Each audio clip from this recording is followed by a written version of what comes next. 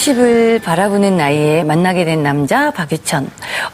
저 같은 중년에게 팬심은 가로등이 아닐까 싶어요. 저는 이혼을 2번 했습니다. 그래서 이혼에 대한 그 슬픔 때문에 굉장히 힘든 시간들을 많이 보냈어요. 물론 남자에 대한 적개심이나 분노도 굉장히 컸었어요. 근데 그 4년 전에 그 성균관 스캔들 드라마를 보면서 제가 꿈에 늘 그리던, 처녀 때부터 꿈에 그리던 이상형의 남자를 보게 되었어요. 그래서 박유천을 보면서 그 남자에 대한 적개심도 좀 많이 누그러지고 제가 잃어버렸던 웃음과 활기를 이제 되찾게 되었어요. 저희가 이제 시를 쓰고 있는데요. 너무 고맙더라고요, 박유천이. 그래서 박유천에 대한 시를 쓰게 되었고, 제 어두웠던 한 부분을 환하게 밝혀준 박유천은 제 인생의 가로등입니다.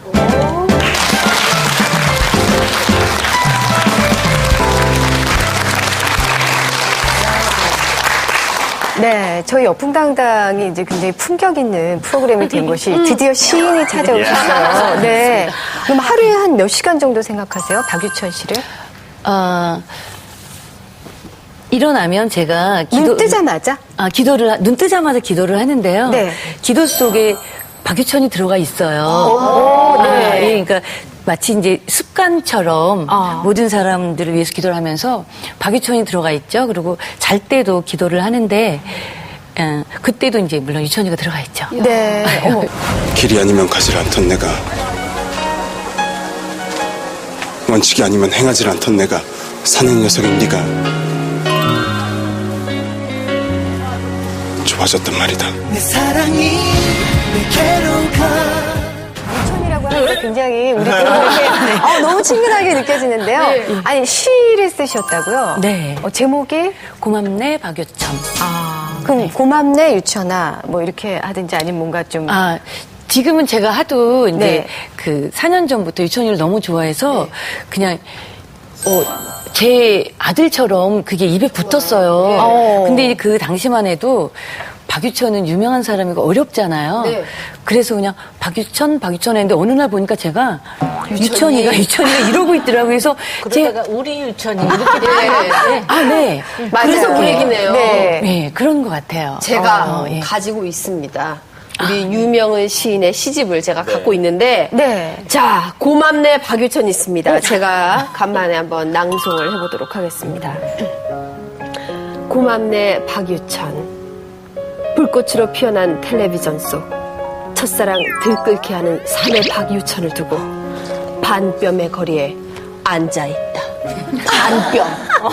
반뼘. TV 앞에 그냥 붙어 계시는 거군요. 그렇죠. 떠나지 못하는 거죠. 보니까 그냥 인터넷상에서 댓글을 다는 거랑 네. 이렇게 책으로 묶여 나오는 거랑은 무게감이 솔직히 해서, 좀 다르죠. 다르게 해야 되는데 이 부분이 저는 딱 보니까 어디요? 봐봐요. 고맙네 박유천, 이 나이에도 부끄러운 무릅쓰고 자네 미소에 발그레 수줍어 진다네. 고맙네 박유천, 삭막했던 가슴에 봄햇살 가득 허이.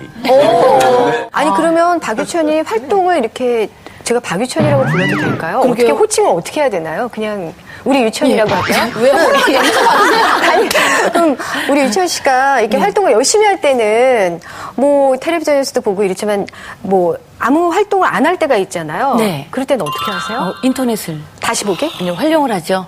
인터넷을 이제 해서 갤러리에 가서 유천이를 보든가 아니면 제가 성균관 스캔들을 한 7번 정도 본 것 같아요. 그래서 다시 보기로 해서 요새는 TV에서 다시 보기가 되잖아요. 네. 돈만 내면 되더라고요. 네. 그래서 좋은 세상이에요. 네. 네. 그렇게 해서 우울하거나 이럴 네. 때는 그거를 보면서 좀 많이 달래거든요. 아니, 그리고 저 같은 또래 남자한테는 전혀 관심이 안 가거든요. 또래 어베일러블한 남자한테 남자. 상처를 너무 많이 받아서 네. 또래에게는. 계속 이렇게 박유천, 우리 유천 씨한테 몰입하다 보면 현실에서 뭔가 이렇게 사랑을 찾기란 좀 어렵지 않을까요? 그러게요. 우리, 그러니까 막, 그런 멋진 남자들을 방송국에서 보다가 딱 집에 가면 저 막 뱃살이 막 그 쿨렁쿨렁 하는 이런 것도 참을 수가 없는데. 심지어 누워있어요. 그 배를 바닥에 붙이고 누워있다니까. 그러니까요. 어떻게 네. 현실에서 어떻게 할 수가 없지 않을까요? 근데 제가 놀랬던 거는 뭐냐면요. 제가 2번의 이혼을 통해서 남자들에 대한 분노, 적개심이 굉장히 많았어요. 그래서 그랬는데 박유천이 연기한 이선준을 보면서 아, 저런 남자도 있을 수 있다라는 생각이 들었어요. 그래서 보니까 정말 있더라고요. 아니, 실제로 있어요? 100% 똑같지는 않은데 박유천이보다는 조금 못생겼는데 아, 실제로 예를 들면 현실 속에서 만나는 계세요, 지금? 제 주위에 있어요, 주변에. 그래서, 그전에는 몰랐던 부분들이 보게 되고, 그래서 저는 그 부분도 굉장히 고마워요. 그래서 뭐라 그럴까요? 남자에 대한 어떤 일방적인 제가 나쁜 감정을 갖고 있었는데 그것도 깨뜨려준 것도 고맙고, 그를 통해서, 새로운 남자, 저런 남자가 있구나. 그런데 그전에 왜 몰랐을까? 그런 생각도 그러니까 하게 박유천이라는 되더라고요. 대상이 남자군요. 성별을 떠나 있는 어떤 그냥 판타지 같은 게 아니고. 저한테는 남자이기도 하고 아들이기도 하고 뭐 그렇죠. 아무튼 제 생활의 빛이기도 하고 근데 이건 굉장히 긍정적인 측면 아닌가요? 누굴 좋아하면서 그걸로 생활의 활력소를 얻고 네. 그렇다고 그 사람한테 너무 짐이 되는 것도 아니고. 예. 중년 여성이 왜 젊은 남자 연예인한테 열광할까? 많이들 왜 이제 비평가들이 분석도 하고 그러잖아요. 네네. 뭐 허무감의 발현이다 뭐 여러 가지 있어요. 또 자식 돌보는 한국 여성들의 열정이 이제 그쪽으로 투영된 거다. 근데 빼놓지 않고 그럼에도 불구하고 공통적으로 들어가는 사항이 이게 뭐 여성들끼리 솔직하게 얘기하는 자리니까 얘기할 수 있는데 자기도 스스로 자각하지 못하나 그 배경에는 어떤 성적 이 열망 같은 거. 뭐 욕정하고는 좀 다른 거겠죠. 그냥 순수한 건데 성적 열망 같은 게 바탕에 깔려 있다. 이걸 자기가 인정하느냐 인정하지 않느냐에 따라서 태도의 차이가 많이 생겨난다고 그래요.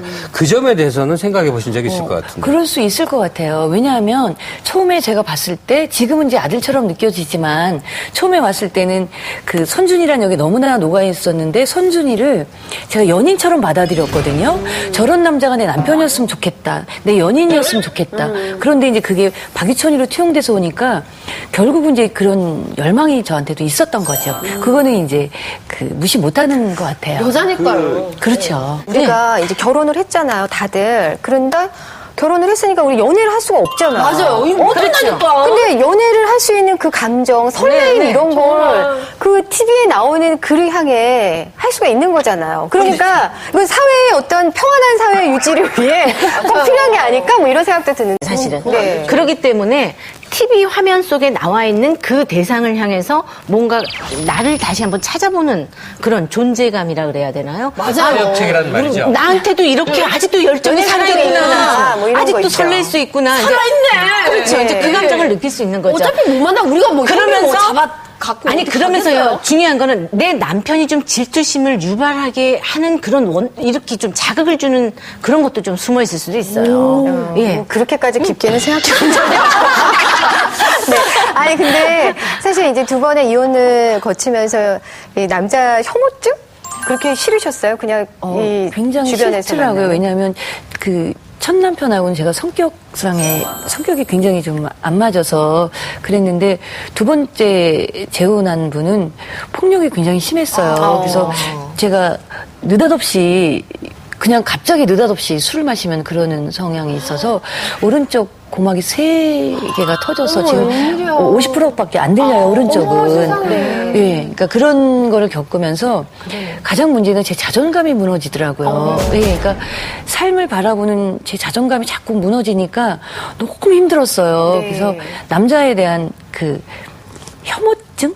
그리고 남자를 겪으면서 별로 신뢰를 줄 만한 저건 아니다. 오히려 여자가 아니면 강아지나 고양이가 훨씬 더 내 삶에 그 윤활유 같은 역할을 하겠구나라는 그런 생각을 많이 했죠. 그래서 네. 좀 우울하고 좀 대인기피증 같은 것도 좀 생기고 그랬었어요. 네. 아니, 근데 우리가 약간 그 중고등학교 때는 그런 거 한 번쯤은 다 겪잖아요. 연예인들 좋아하면서. 그렇죠. 근데 이게 약간 50대에 나타난다는 건 좀 특이한 현상은 아닐까? 뭐 이런 생각은 본인은 안 저는 해보셨어요? 성균관 스케줄 보기 전까지 TV도 잘 안 봤고요. 그리고 연예인에 관심이 전혀 없었어요. 왜냐하면 그들의 삶은 그들의 영역에서 그리고 내 삶은 내 영역에서 이게 좀 그런 게 있는 것 같아서 그래서 관심이 없었거든요. 근데 제 삶이 나락으로 떨어지다 보니까 뭔가 좀 예. 위안이 될 만한. 예, 그런 게. 그 연속곡이라는 것이 저는 그 매체가 사람을 구했다라는 생각이 들 만큼 그렇게 저를 이렇게 열정을 살아나게 하더라고요. 그래서 굉장히 고마워요. 그 전에. 근데 드라마 속에 드라마에 열광한 거를 벗어나서 네. 그 인물 실제 인물까지 계속 연장해서 좋아하게 된 건 왜 그럴까요? 글쎄요, 제가 그래서 수필을 한번 썼어요. 네. 저도 제가 신기하더라고요. 이 나이에 내가 왜 박유천이를 좋아하고 그 드라마에 열광을 할까. 그래서 당위성을 찾아야 되기 때문에 글 쓰다 보니까 제 삶을 제가 어떻게 해서든 수렁에서 건져내야 되는 그 매개가 뭔가 찾고 필요했는데, 있었군요. 네, 네. 그것이 이제 연속극 그 이선준, 박유천 그거였어요.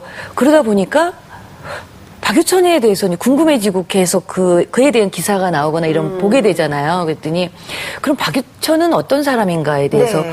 이제 또 쓰게 됐어요. 쓰다 보니까 굉장히 젊은이가 예의 바르고 정중하고 다정하고 그러니까 그 내 아이가 예쁜 점만 보이잖아, 내 아이한테는. 네, 네. 세상에 어쩜 이렇게. 모난 데가 그렇게 한 군데도 없을까요? 아유, 그래요.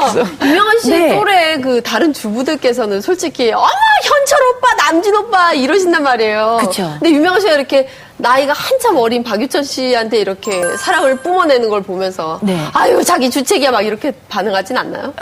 처음에는 그랬어요. 처음에는 이제 그러기도 하고, 이제, 제가 뭐가 이렇게 예뻐? 막 이러면서, 현빈 씨를 더 좋아하는 분들이. 저한테는 박유천이 절대적이거든요. 그럼 앞으로 이제 어떻게 활동하실 계획이세요? 이제 웃음과 활기를 되찾았으니까는요, 열심히 좀 살아야 되겠고요. 그리고 박유천에 대한 마음은 안 변할 것 같아요. 그래서 네. 제 자식 같은 마음이 드는 아이니까 그 아이가 좀 늘 건강했으면 좋겠고요. 네. 잘 됐으면 좋겠어요. 그래서 아프지 않았으면. 네. 한번 만나셔야죠. 저는 죽을 것 같아요. 너무 떨려서. 정말 죽을 것 같아요. 어쨌든 지금 팬덤 현상 때문에 얘기가 시작이 된 거겠지만 네. 이명훈 씨 같은 경우라면 뭐 좀 과도하게 그 실제 공간에서 막 찾아다니고 여기까지는 아니고 그냥 위축됐던 자기 삶의 활력소 정도로 누구를 좋아한다. 그러면 진짜 건강한 거죠. 네. 50대 접어들면 메마르잖아요. 그렇죠. 그래서 네. 뭘 좋아하고 그런 게 참 부질없다고 생각이 들거든요. 근데 그게 아니라 하긴 자기한테 이렇게 반짝반짝반짝한 또 대상을 만들어 놓은 거네요. 네. 근데 실제 연애를 하시는 게 더 좋을 것 같아. 실제 연애요? 네, 알겠습니다. 정말 이 스타를 사랑하는 마음은 인생을 밝히는 가로등이다. 이게 딱 맞는 말인 것 같아요. 유명훈 씨였습니다. 감사합니다.